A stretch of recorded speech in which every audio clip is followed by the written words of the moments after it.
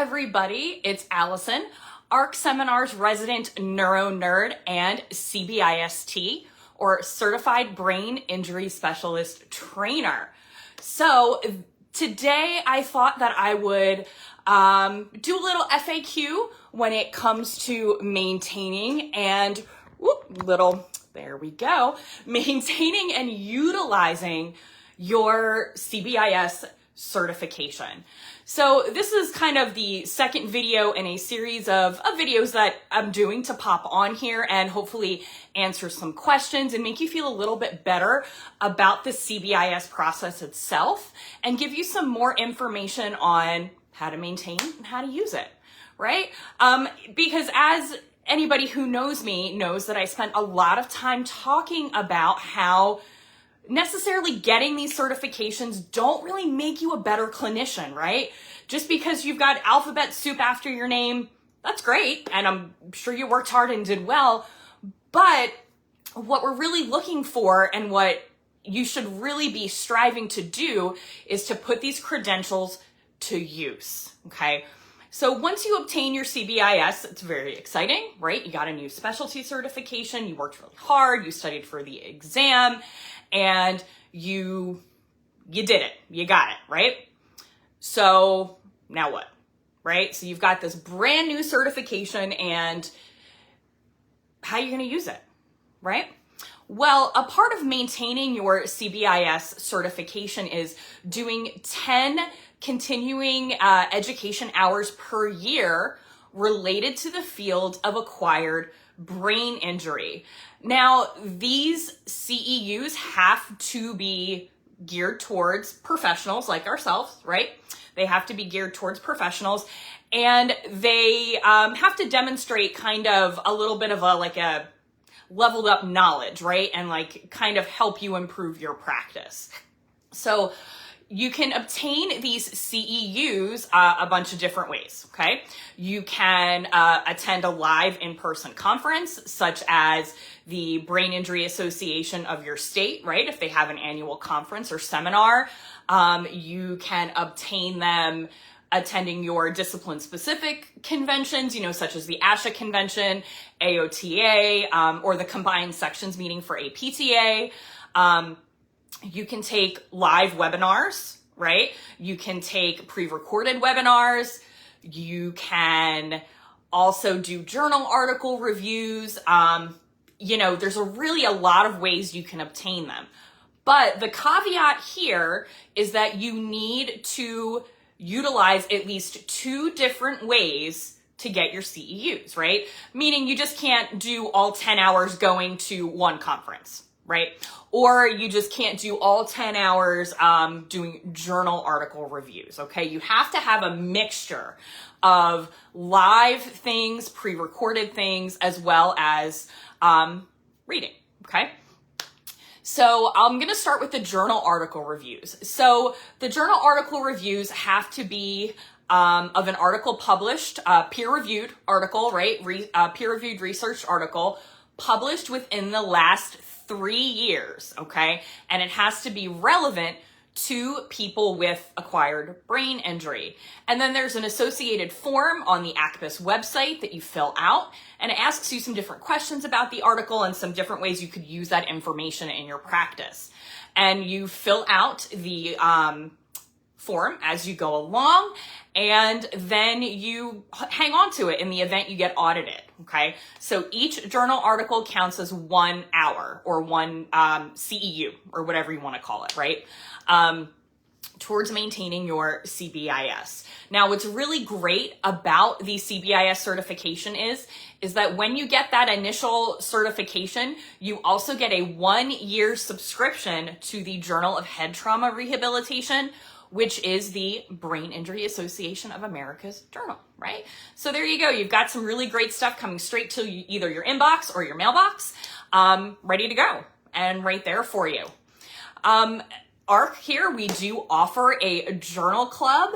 It is now going to be offered the first Wednesday of the month, and we are mixing things a little bit up with our journal club. Previously, for those of you that have been with us for a little bit, know that we would just do acquired brain injury every month. However, we have started rotating in lymphedema, dementia, as well as stroke. So make sure you pay attention to our ARC seminar social media channels to see when your particular topic of interest is coming up and when it's scheduled. But especially for those acquired brain injury journal clubs, if you're looking to use that time towards maintaining your CBIS. I facilitate those journal clubs, and I really like to have a nice, thoughtful discussion with members about what they liked and, more importantly, what they didn't like about it, okay? It's okay to not like everything you read or not like every course you attend, but I'm always looking for us to have that thoughtful discussion as to why, okay? So saying, because I didn't like it, really isn't what I'm looking for. I'm looking for, all right, so you didn't really like it that much. What about it didn't you like? Or what about it was unrealistic? Or what just didn't really sit well with you, right? And there's no harm in it, right? We can have a nice open discussion and have some nice healthy disagreements, right? It's never great just to talk to people that agree with you all the time, okay? We got to mix it up a little bit and really try and challenge the way that we're thinking and we're approaching caring for these people. So you can also do pre-recorded webinars. Here at ARC, we do offer some webinars related to acquired brain injury that will count towards your CBIS certification. Particularly, there's one, it's Update Your Care Plan, Challenging Behaviors and Acquired Brain Injury, that is presented by myself. We currently don't have any live dates scheduled for that, but it is available 24/7, 365 via a pre-recorded webinar. Okay, I am a little biased because I formulated that one. I think it's very helpful for those of us who work in the moderate to severe world of acquired brain injury, and particularly in inpatient rehab. It gives you some great tips and tricks about managing behaviors, practical things that you can do, and very actionable things that you can take and utilize in your clinical practice the next day, right? After kind of going through the webinar, which is really great. We also offer some some live virtual, courses, and we have been getting some more in-person offerings on the schedule a little bit more. But our CBIS exam prep course itself does not count towards maintaining your CBIS certification, okay? So I know it's very tempting to take that huge 13-hour course and just kind of throw that on there and be like, yep, good, I'm done.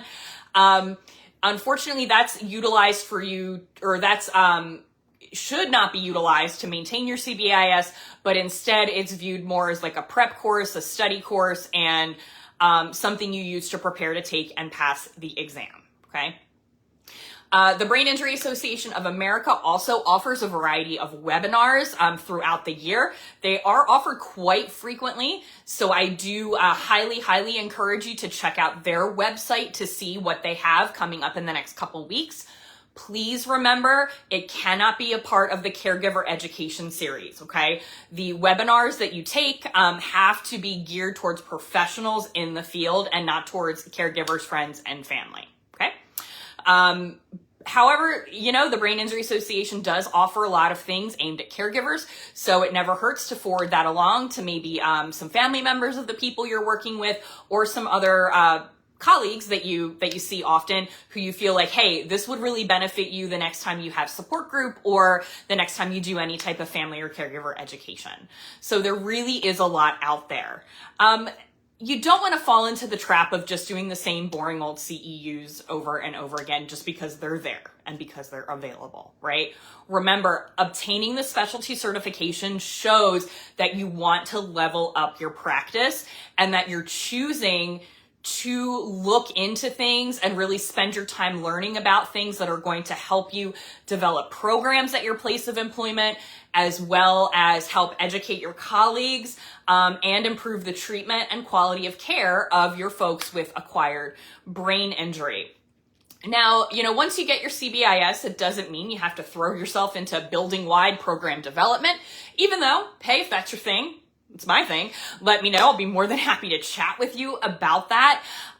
It can be something as starting out as easy as finding a new therapy technique or doing an in-service for the therapy department about a topic related to acquired brain injury, okay?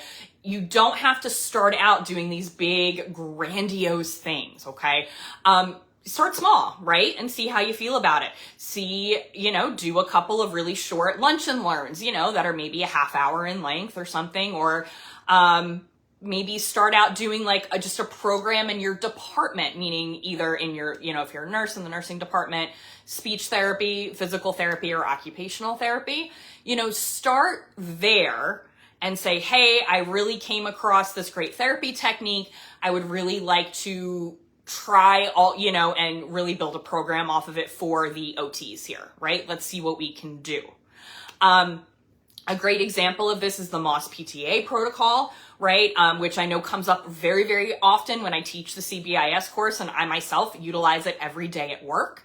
It started something small. I kind of took a look at it for myself. I piloted it, with 1 or 2 patients to kind of see how I felt about it. Then made a couple little like tweaks that would help it be more adaptable to where I work and my building. And then presented it to my fellow speech therapists and said, hey, what do you think? Can we try it? And then, after we gave it a trial period, I think we gave it, a couple weeks, we reconvened and talked about what worked, what didn't work. And then we tweaked it again further to better tailor it to our building. Because a lot of these protocols that come out are going to be set in a very specific venue, right? Very specific place. And, you really have to look at it and say, okay, number one, is this something that I think the people that I work with would benefit from, meaning your patients, right? And number two, are there ways to adapt it without compromising the integrity of the program itself to make it usable and workable for my building or for where I work or for my caseload? So just starting out very small is where you want to begin. Like I said, not everything has to be like a huge project launch with a lot of people on your committee. It can start out with you, the newly minted CBIS, identifying an educational need in your department, let's say with anoxia and cardiac arrests or something like that, and talk about how having a cardiac issue could lead to a brain injury, right? And maybe kind of help your colleagues identify, the signs of somebody with memory difficulties from, falling and hitting their heads in the bathroom, but they may have missed that part because they broke their hip, right? And they're very focused on their hip. So even just doing some educational things about really doing more thorough chart reviews to identify those folks who would benefit from maybe more structured brain injury related programming is the way to go. And then once you start kind of dabbling in some of those areas, you'll find your niche. My niche in particular, I really enjoy program development as well as education. So I do both of those things quite often.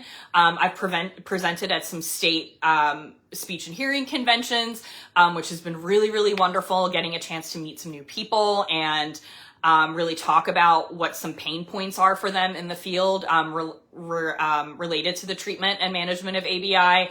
So, and then that way I can kind of further tailor what courses I'm developing or what topics I talk about here on socials to help you better problem solve, right? So, you don't know what you're going to like to do with this certification until you start trying different areas and different avenues.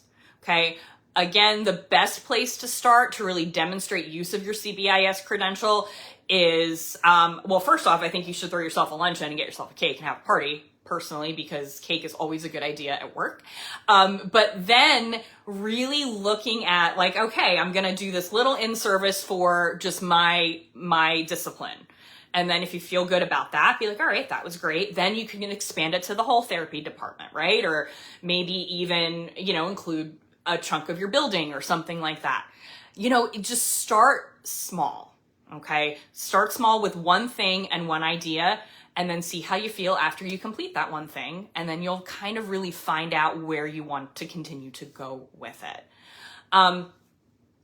You know, it's a lot of trial and error, and it's okay if you don't maybe love program development or you don't love education. You know, you'll find another really great useful way, such as maybe facilitating your community support group, or getting in touch with the Brain Injury Association in your state and almost being the liaison between them and your building, right? For your case manager friends and your social worker friends, to make sure that they're aware of all of the resources and things out there available, right, upon discharge from wherever you work, or even in the community if you work in more of an outpatient home health setting, right? You know, there's a lot of ways you can really use this effectively, and I've really talked about a couple here now, you know, and maintaining it by doing your CEUs and utilizing the credential really go hand in hand, right? You should be seeking out the CEU opportunities that align with your interests related to acquired brain injury, and then using that information you get in those CEUs to help further either develop programs, do community outreach, or do some education with the people you work with your colleagues, and the friends and the families of the people that you work with. So, you know, again, just to wrap up here a little bit, I touched on how you maintain your CBIS. So again, remember, you need to do those 10 hours of continuing education every year. And then you have to do some clerical stuff, file some paperwork, you know, with the Brain Injury Association of America, so things can get processed. There is an annual fee associated with renewing your CBIS, so you have to make sure you follow their instructions for that as well.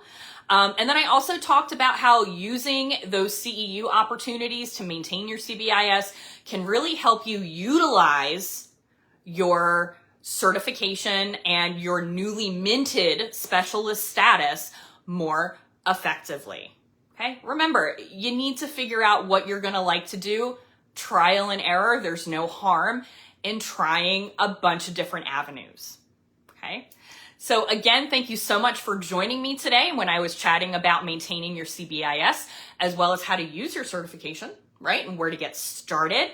As always, for more neuro nerd content, please follow ARC Seminars on all of the things, on all of the socials, on Facebook at ARC Seminars, on Instagram at ARC_seminars, and then on TikTok, you will see me pop up on our TikTok often, at ARC Seminars LLC. And also, please check us out at arcseminars.net to kind of peruse our course catalog, our resource offerings. We have a really great library of remarkable resources. You like how we did that there? Threw that ARC in there. As well as ways to get in touch with all of us at ARC to kind of, to help you troubleshoot and to help you really feel empowered to treat those intimidating conditions.